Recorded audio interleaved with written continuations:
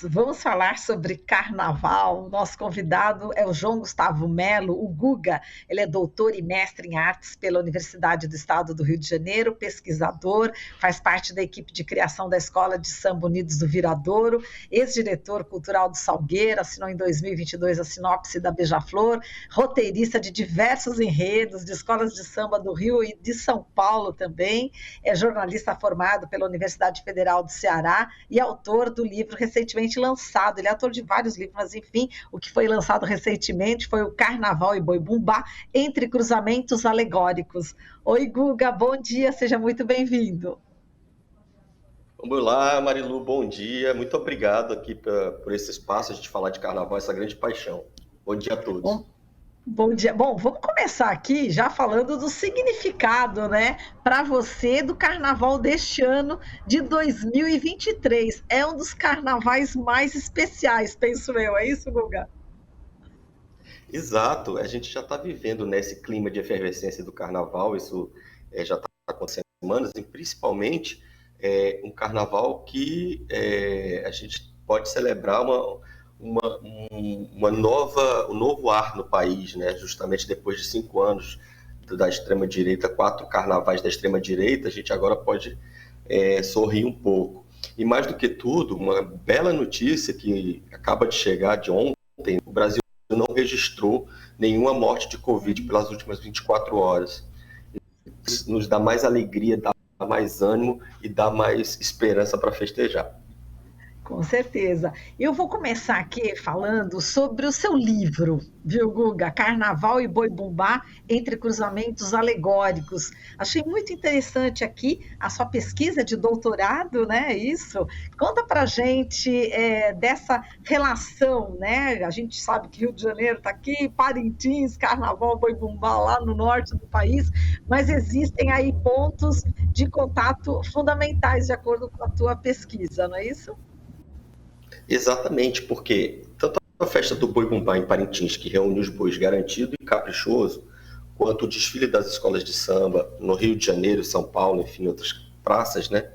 Eles hoje têm em comum a questão da alegoria, esses grandes carros alegóricos, enfim, que de uma forma ou de outra narram parte do enredo, né? Assim como as fantasias também, mas a alegoria é aquilo que nos encanta, né? Que tem aquela grandiosidade, que, enfim, e que envolve muita técnica, muita tecnologia e muita arte.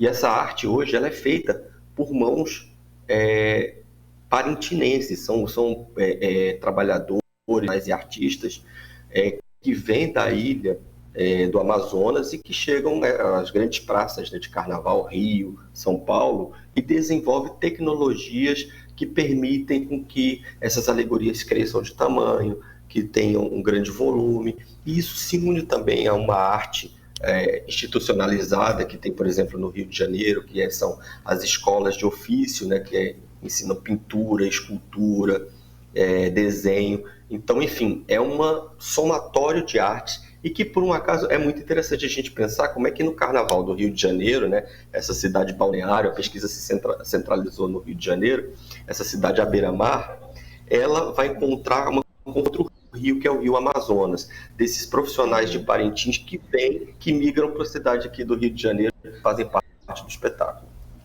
E o caminho inverso também, Guga? O pessoal do Rio de Janeiro tem, de alguma forma, contribuído com o carnaval, enfim, com essa festa, né, de Parintins, lá no norte? A própria existência da alegoria no folclórico de Parintins, dos bois garantido e caprichoso, a própria presença alegórica ela é resultado também de uma observação a partir do carnaval. O mestre Jair Mendes, né, que é o grande decano das alegorias de Parintins, a pessoa que introduziu a questão alegórica nos bumbás, ele disse que, em todos os depoimentos dele, que introduziu a alegoria a partir, depois de ver a Águia da Portela, da avenida. Então, de uma forma ou de outra, essas manifestações da escola de samba, ela vai influenciar o modo de narrar dos bumbás por meio das alegorias.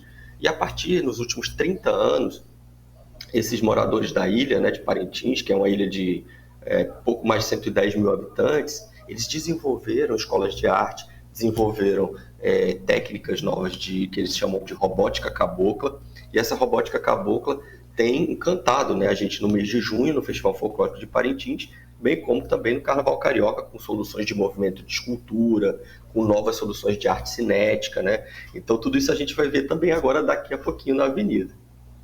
Exato. E eu queria que você falasse das personagens, né? Eu sei que você é uma pessoa super sensível, né, Guga?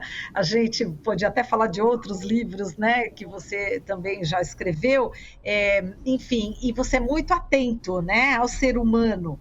E eu queria que você falasse um pouco dessas personagens, né, que ao longo da tua pesquisa você acabou conhecendo e que trouxeram aí essa contribuição tão significativa para o Rio de Janeiro ou vice-versa. É muito bom poder falar desses personagens. Primeiramente, o livro é dedicado a 3 personagens que, infelizmente, nos deixaram por Covid, e justamente numa época em que a vacina já existia. Então, eu ponto na dedicatória do livro, e essas 3 pessoas. O professor Carvalho, um grande progressista, um grande intelectual da Universidade Federal do Ceará, que foi meu orientador na graduação e que nos deixou por conta da Covid, de abril de 2021, perdão.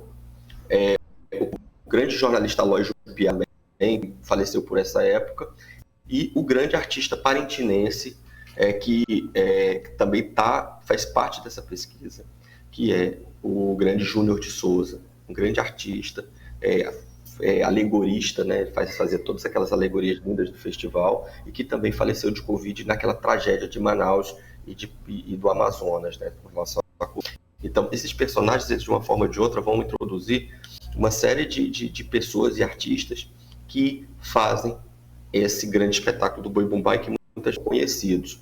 E eu cito aqui, por exemplo, o seu Jair Mendes, que eu já citei como um grande pioneiro nessa questão da alegórica, o grande Juarez Lima, que é um grande artista inovador, um artista muito inquieto, que trabalha no Boi Bumbá Caprichoso e que veio para o Rio de Janeiro, fez um intercâmbio com as escolas de samba nos anos 90, na Beija-Flor de Nilópolis, e a partir daí ele levou muita da técnica do carnaval para Parintins, principalmente a questão de acabamento de alegorias, e enfim.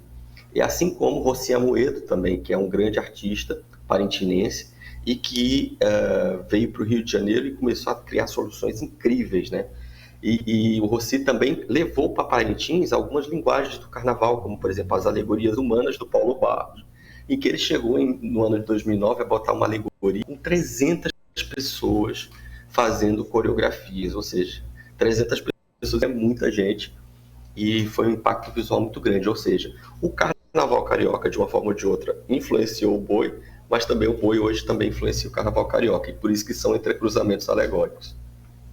Tá certo. Bom, eu estou sentindo que está picotando um pouquinho aqui a transmissão, mas eu estou conseguindo entender perfeitamente. Guga, só tem uns picotezinhos. Vou até pedir aqui para o pessoal no chat dar um retorno aqui para a gente, se está tudo certo, mas eu acredito que sim. E também o Rafa no estúdio. Rafa, está dando para entender direitinho o que o Guga está falando? Só aqui um retorno para mim, para a gente ver se está tudo certo. Tá tudo certo, Marilu, tudo tranquilo, ouvindo perfeitamente. Então é só para mim mesmo, mas eu também estou entendendo tudinho. Mas vamos lá, Guga, continuando aqui. Vamos falar também agora do teu trabalho, né? Enfim, a gente sabe que você está exatamente na criação, né? Na equipe de criação da Escola de Samba Unidos do Viradouro, e tem um tema muito interessante, né? Do Viradouro nesse ano, que homenageia uma santa africana. Eu queria que você falasse sobre essa santa, enfim, e a sua participação aí na Viradouro. Exato. Eu fui convidado, né, a participar da equipe de criação da Viradouro, né, logo após o Carnaval de 2022, e o carnavalesco Tarcísio Zanon entregou para mim uma missão, né, que é falar de Rosa Maria Egipsíaca da Vera Cruz. Rosa Maria Egipsíaca, esse nome, inclusive, que é muito místico, né, foi considerada pela sociedade colonial no Rio de Janeiro e em Minas como uma santa. Era uma mulher milagrosa, dita milagrosa, benfeitora. Ela era, na verdade, uma escravizada vinda da nação Courá, uma nação do Golfo do Benin, uma população do Golfo do Benin, e que tem uma trajetória muito impressionante, porque toda a história, toda está documentada na Torre do Tombo, em Portugal. Essa história dela, ou seja, a fala dela, ela conta a própria trajetória. Isso aconteceu por conta do processo de transição pelo qual ela passou. Ela foi do Rio de Janeiro para Lisboa para ser interrogada no processo de inquisição, e durante esse processo ela foi a falecer. Mas ela deixou toda a trajetória dela registrada, em que ela chega ao Brasil no ano de 1725, ou seja, no início, ainda no início do período barroco, enfim, e ela depois é levada para Minas Gerais, onde ela é prostituída por aquela sociedade mineira devota, muito mais devota do ouro do que dos valores cristãos. E a partir daquele momento ela é uma referência, né? Ela começa a acumular bens, e esses bens para os escravizados, e daí faz um paralelo com a Maria do Egito, né? Que é uma santa reconhecida pela Igreja Católica, e que ela se atribui esse nome: eu sou Rosa Maria Egipsíaca, como tal qual foi uma prostituta, uma meretriz que doou todos os escravizados no Egito.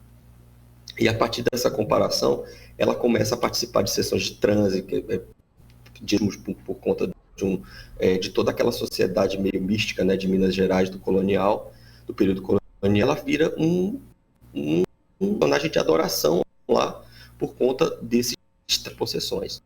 E até que ela volta primeiro, e aqui ela se torna uma católica fervorosa, e que continua tendo muitas visões impressionantes, como tal qual a visão dos 3 corações, dos Sagrados Corações, que acabou sendo registrada numa capela no convento de Santo Antônio, que é carioca. Ou seja, a presença da Rosa no Rio de Janeiro persiste até hoje. Existem registros da presença dela aqui no Rio de Janeiro. Outro registro dela é a do Bom Parto, que fica na Rodrigo Silva. Quem conhece o centro do Rio, fica perto do Largo do Reduto, muito importante politicamente aqui no Rio, e que é resquício do parto, que foi um orfanato criado, Rosa Maria Egipsíaca, em 1740, por aí.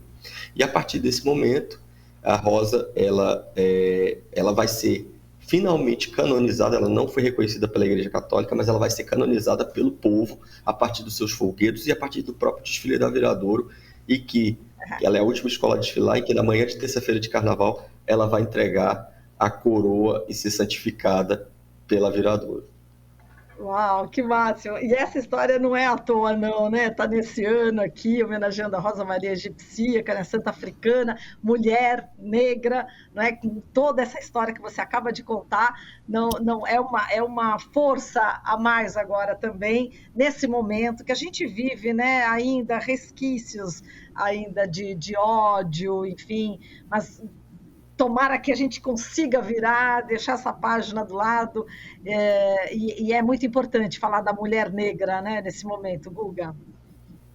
Exatamente, e não o desfile da Unidos do Viradouro, ele vai terminar com a presença de 30 lideranças femininas negras em vários segmentos. Eu posso citar, por exemplo, a Luana Janot, né, que é uma ativista, né, super engajada, ligadas a emprego, economia, enfim. A Luana Xavier, né, a nossa querida descendente da Chica Xavier,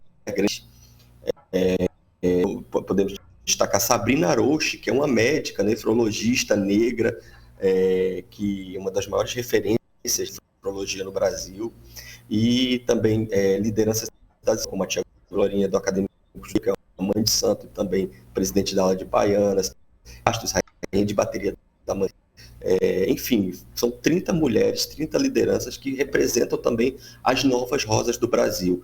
Essas mulheres, apesar de tudo que o Brasil às vezes, faz com que essas rosas não desabrochem, mas elas acabam se desabrochando no asfalto, como diria o poema do Drummond, né? A flor e a náusea. Então, elas desabrocham e fazem um país melhor. Exato, e Marielle Franco também deixou aí espalhadas sementes, né? Então, muitas rosas nascendo também, continuam nascendo, não é isso? Exatamente, que muitas rosas continuem brotando, e sobretudo a imagem desse enredo justamente fala, né, da questão da violência que os escravizados sofreram, mas a violência do ponto de vista de apagamento, né, dessa cultura e desse processo complexo da sociedade que perdura até hoje, em que a gente tem uma sociedade complexa que apaga a memória desses escravizados e, ao mesmo tempo, os coloca como, introduz um lugar de fé e de muita devoção, justamente dessas categorias que vão transitando, né, entre o bem e o mal, entre demonização da religião e também de como eles se colocam também como nesse aspecto do transe, da vertigem, né, diante do que acontece no mundo real, nesse mundo terreno. Então, esse Rio da Viradouro vai transitar entre esses dois caminhos e que vai atualizar também, que faz parte dos nossos dias, né? A gente está sempre entre esse caminho terreno em busca da paz espiritual, e a rosa é o amor divino, amor dos deuses, amor de todos os deuses que estão a gente. É isso. E Guga, agora só para encerrar, a gente viu o teu Twitter, né? E tem duas palavrinhas no teu Twitter, junto no seu perfil, né? Com uma exclamação que diz: sem anistia. Queria que você falasse um pouquinho dessas duas palavrinhas aqui para a gente encerrar. Eu acho, Marilu, que a gente tem um desafio enquanto país muito forte. O Brasil é um país extremamente desigual, não só na questão do acesso pessoas precarizadas, das vidas que são precarizadas, como os corpos pretos, como diversas pessoas que são subalternizadas por um sistema muito cruel, mas, sobretudo, pelo privilégio de algumas castas, de algumas corporações. A gente, enquanto não acertarmos as contas, essas corporações, essas categorias, esses privilegiados, nós vamos assistir daqui a 30 anos, infelizmente, daqui a 40 anos, um novo ciclo de barbaridade, como a gente viveu agora com relação à época da Covid. Repito, eu estou falando de Covid em um dado específico.